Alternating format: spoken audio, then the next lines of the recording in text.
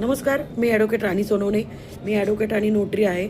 मी Shivajinagar court Pune येथे practice करते. मी mediator म्हणून पण काम करते. आज मी नोटरीच्या संदर्भात काही माहिती देण्यासाठीचा हा व्हिडिओ केलेला आहे की कोणते डॉक्युमेंट आपण करायचे नाही आहेत.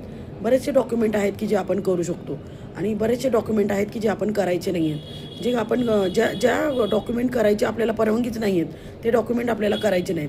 तो आपल्याला थोडंसंच लक्षात ठेवायचं आहे की ज्या डॉक्युमेंटवर काही स्टॅम्प ड्युटी आहे ती जी गव्हर्नमेंटला आपल्याला पे करायची आहे ते डॉक्युमेंट आपण नोटरी करू शकत नाही. म्हणजे समजा आता ॲफिडेविट असेल तर ॲफिडेविट आपण नोटरी करतो.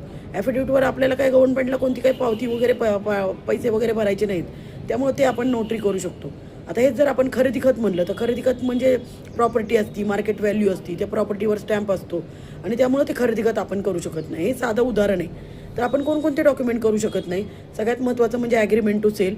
ॲग्रीमेंट टू सेल म्हणजे काय की समजा एखादी प्रॉपर्टी मला आवडली आणि ती मी विकत घ्यायचं ठरवलं तर मी त्या पर्चेसरला बोलते आणि मी सांगते की आज मी थोडेसे पैसे तुमच्याकडे जमा करते, पुढच्या महिन्यात मी ती प्रॉपर्टी खरेदी करते. आणि काही टर्म्स अँड कंडिशन ठरतात माझे की जसं की ताबा मी कधी घेणार, पैसे किती ठरलेत, आत्ता पैसे झाले, राहिलेले किती पैसे, बाकीचं काय असेल काय नाही, हे सगळे टर्म्स अँड कंडिशन त्याला ॲग्रीमेंट टू सेल म्हणतात. आता ऑब्वियस आहे की मी काही अमाऊंट भरलेली आहे आणि मी ते खरेदी करणार आहे, त्यामुळे मला गव्हर्नमेंटला स्टॅम्प ड्युटी देणं गरजेचं आहे. त्यामुळे ॲग्रीमेंट टू सेल आपण करू शकत नाही. ॲग्रीमेंट टू सेल करायचं नाही. दुसरं म्हणजे की विसर पावती. विसर पावती पण तसंच आहे की विसर पावती पण एखादी प्रॉपर्टी आहे ती विकत घेणार आहे आपण, नंतर खरेदी करणार आहे. तुम्ही 20-20 लाख घेता, 10-10 लाख घेता, 5-5 लाख घेता आणि ती तुम्ही नोटरी करायची तर ती पण नोटरी आपण करू शकत नाही. दुसरं म्हणजे की पजेशन पावती. बघा, पजेशन हे आपण ट्रान्सफर करू शकत नाही आणि ते डॉक्युमेंट पण आपण रजिस्टर करू शकत नाही किंवा नोटरी करू शकत नाही. नोटरी जे असतं पजेशनची जी पावती असते, पजेशन ट्रान्सफर करायचं ते तुम्ही रजिस्टरच करायला लागतं. जेव्हा खरेदी खत करतो त्यामध्ये आपण पजेशन पण ट्रान्सफर करतो, ते रजिस्टर डॉक्युमेंट असतं. त्यामुळे पजेशन पावती, ताबा पावती कधीच करायची नसती, कारण आपल्याला राईटच नाही, आपल्याला ते ज्युरिडिक्शनच नाही, आपलं ते कार्यक्षेत्रच नाही.